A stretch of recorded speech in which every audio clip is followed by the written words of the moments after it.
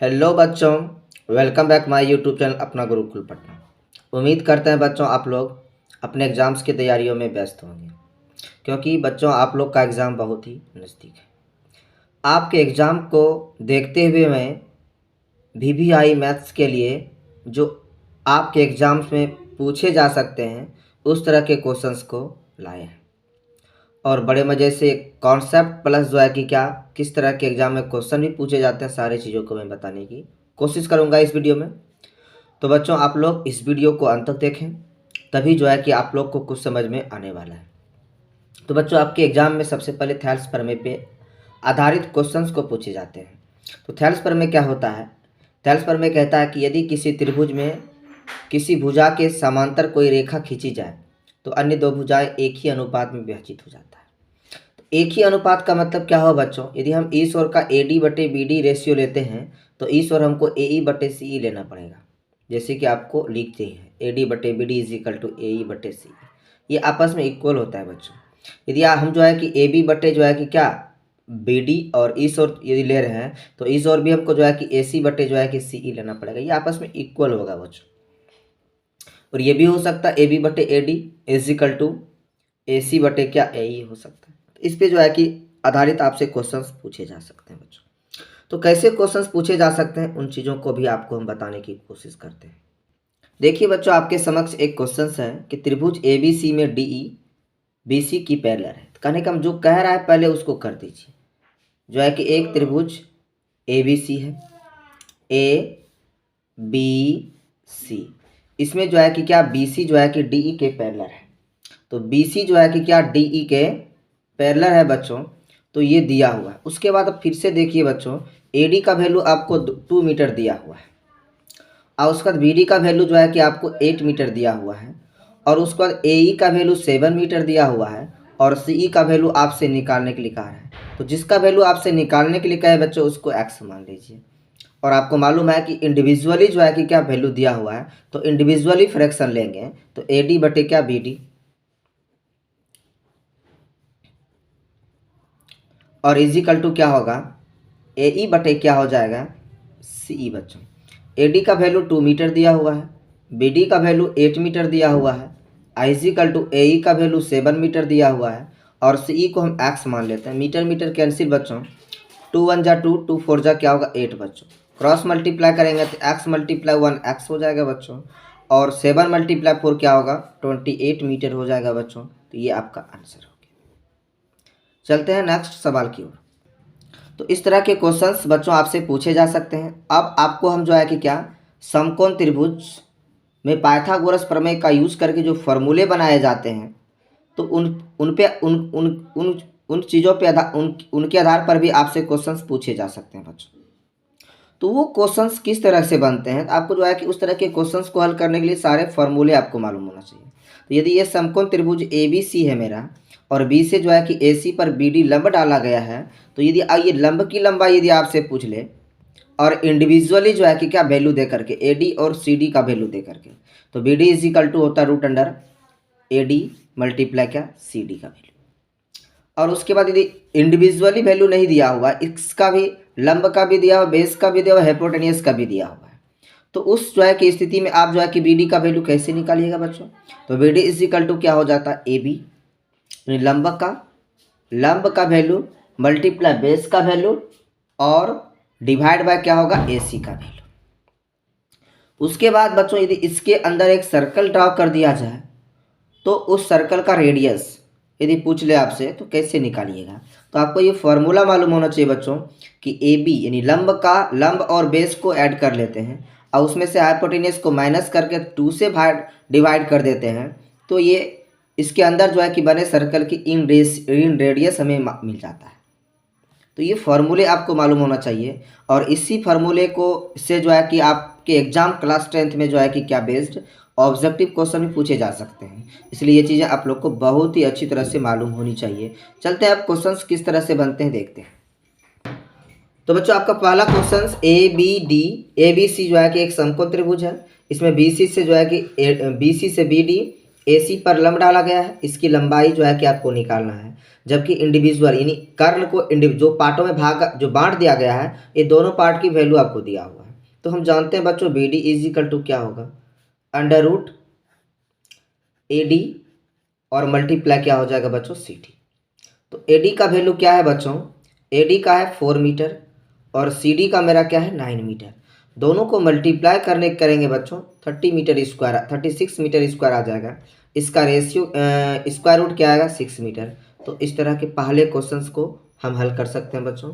ये सारे क्वेश्चंस आप लोग के लिए बहुत ही इंपॉर्टेंट है।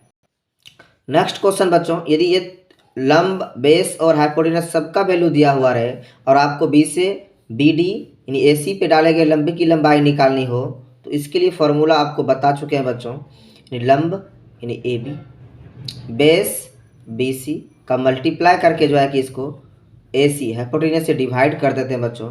तो 6 मीटर मल्टीप्लाई क्या हो जाएगा 8 मीटर और डिवाइड बाय क्या हो जाएगा बच्चों 10 मीटर हो जाएगा। मीटर मीटर कैंसिल हो गया बच्चों। 6 और 8 को मल्टीप्लाई कीजिएगा तो क्या हो जाएगा बच्चों 48 मीटर आ जाएगा और डिवाइड बाय क्या होगा 10। तो इसको हम लिख सकते हैं 4.8 मीटर बच्चों।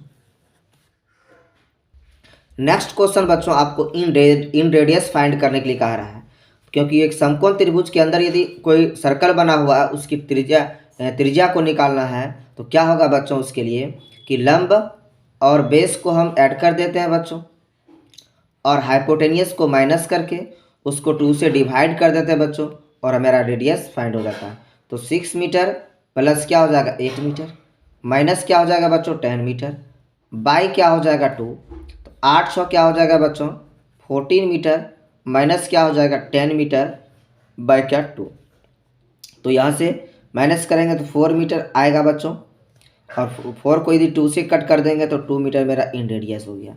कहने का मतलब हम इस तरह के जो है कि समकोण त्रिभुज के अंदर हम जो है कि क्या 2 मीटर रेडियस का एक सर्कल ड्रा कर सकते हैं। बच्चों अब देखिए सर्कल क्या होता है। सर्कल बहुत ही महत्वपूर्ण चीज़ है जो आप लोग के एग्जाम में क्लास 10th के एग्जाम में बहुत ही क्वेश्चंस पूछे जा सकते हैं इससे। तो सर्कल में यदि किसी बाह्य बिंदु से स्पर्श रेखा खींची जाए तो 2 स्पर्श रेखा खींची जाती है बच्चों और ये केंद्र से यदि इसको मीट कर दें तो केंद्र से मिलाने वाली ये त्रिज्या हो जाएगा मेरा और ये त्रिज्या और स्पर्श रेखा जिस बिंदु पर मिलता है उससे 90 डिग्री का कोण बनता है। ये 90 डिग्री का कोण बनाता है बच्चों। और यदि इसको केंद्र और जो है कि इस बिंदु को मिला दिया जाए तो ये दोनों ट्रायंगल जो है कि क्या हो जाता है कॉन्ग्रुएंट हो जाता है। जब कॉन्ग्रुएंट होता है तो एंगल इक्वल हो जाएगा बच्चों, साइड भी इक्वल हो जाएगा, नहीं समझे। तो ये एंगल इस एंगल के इक्वल, ये एंगल तो एंगल इक्वल है, यही है। तो इसमें जो है कि क्या ये 90 डिग्री के सामने की साइड है बच्चों तो हाइपोटेनियस होगा। तो हम इसमें लिख सकते हैं कि OP का square is equal to OB का स्क्वायर प्लस क्या PB का स्क्वायर। और किसी भी एक ट्रायंगल में यदि हम बोले angle A plus angle AOP plus angle APO तीनों का सम 180 होता है बच्चों, ये भी मालूम होना चाहिए आपको।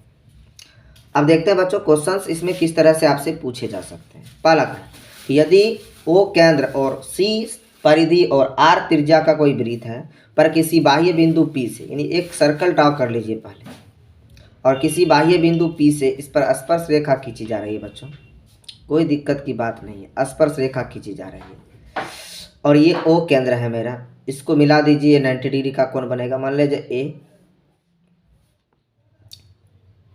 खींची गई स्पर्श रेखा आपस में 80 डिग्री के कोण पर झुका हुआ है, ये 80 डिग्री के कोण पर झुका है बच्चों।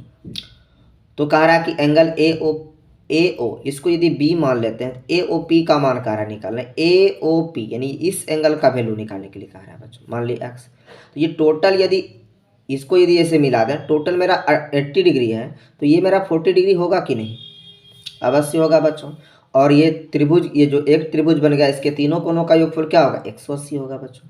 तो कहने का मतलब एंगल A तो 90 डिग्री हो गया बच्चों और एंगल AOP तो x हो गया बच्चों और एंगल जो है कि इस एंगल का जो है कि वैल्यू क्या 40 हो गया बच्चों, इज इक्वल टू क्या हो गया 180। तो 9 4 क्या हो गया 13, 130 डिग्री प्लस क्या हो गया बच्चों x इज इक्वल टू क्या 180। यदि x का वैल्यू निकालना है बच्चों कैसे निकालिएगा, 180 में से जो है कि 130 को माइनस कर लेना है, आपका आंसर 50 डिग्री हो गया। तो इस तरह से क्वेश्चंस आपसे पूछे जा सकते हैं। नेक्स्ट क्वेश्चन बच्चों, यदि वृत्त पर किसी बाह्य बिंदु कह दे तो कोई दिक्कत, एक वृत्त बना लीजिए आप सर्कल, कोई भी बाह्य बिंदु P है उससे पी ए स्पर्श रेखा खींची, आसपास रेखा खींची गई और आसपास रेखा की लंबाई 10 मीटर। तो एक पी ए स्पर्श रेखा खींची जा रही है पी ए, और इसकी लंबाई कितनी है 10 मीटर बच्चों। उसके बाद ये केंद्र है, इसको ऐसे मिला देंगे, इसको ऐसे, ये ओ केंद्र है, और ओ से पी के बीच की दूरी 8 मीटर है बच्चों, और आपको रेडियस निकालने के लिए कहा है। तो ये 90 डिग्री का बन गया, कौन बन गया कि नहीं बन गया बताइए। तो O P square is equal to हम लिख सकते हैं कि नहीं, ओ ए स्क्वायर प्लस क्या ए पी स्क्वायर। तो ओ ए का वैल्यू आर है बच्चों, तो ओ ए स्क्वायर इज इक्वल टू क्या होगा, ओ पी स्क्वायर माइनस क्या हो जाएगा, ए पी स्क्वायर हो जाएगा बच्चों। तो ओ ए का वैल्यू आर है ना, तो आर स्क्वायर हो जाएगा ये, और ओ पी का वैल्यू क्या है बच्चों, ओ पी का वैल्यू, तो ओ पी इसको आप मान लीजिए जो है ना 8, इसको 10 मान लीजिए, तभी बनेगा क्वेश्चन। तो ये 10 का स्क्वायर 100 और 8 का क्या होगा 64। तो आर इजिकल टू क्या होगा, 100 में 64 माइनस करेंगे बच्चों 36 आएगा, और इसका 6 मीटर आंसर हो जाएगा बच्चों। इस तरह के क्वेश्चन पूछे जा सकते हैं आपसे। और यदि आपसे कहीं उभयनिष्ठ स्पर्श रेखा की संख्या पूछ ले बच्चों, तो उभयनिष्ठ का मतलब वैसी स्पर्श रेखा जो दो वृत्तों को सिर्फ टच करके निकलता हो। तो उसमें कंडीशन होता है बच्चों, यदि दोनों जो है कि कुछ दूरी पे हो तो उभयनिष्ठ पहला तो ये हो जाएगा, दूसरा ये होगा, तीसरा ये, चौथा ये, 4 हो जाएगा बच्चों। यदि दोनों आपस में सटा हुआ हो तो एक ये हो गया, एक ये हो गया, एक ये, 3 हम ड्रॉ कर सकते हैं। और ये दोनों जो है कि आपस में जो है कि अपने आप को इंटरसेक्ट करे तो बच्चों 2 ही हम ड्रॉ कर सकते हैं। और यदि कोई सर्कल आंतरिक रूप से उस बड़े वाले सर्कल को जो है कि क्या स्पर्श करे, तो इस कंडीशन में जो है कि क्या होगा, केवल 1 होगा बच्चों, और यदि स्पर्श नहीं करे तो 0 होगा। तो उम्मीद करते हैं बच्चों ये सारे कॉन्सेप्ट को समझ चुके होंगे। और यदि आपको ये वीडियो अच्छा लगे कि हम कुछ सीख रहे हैं, तो इस वीडियो को बच्चों शेयर करें अपने दोस्तों में। Thank you. फिर मिलते हैं हम अगले वीडियो में अच्छे से क्वेश्चंस को, अच्छे से कॉन्सेप्ट को लेकर।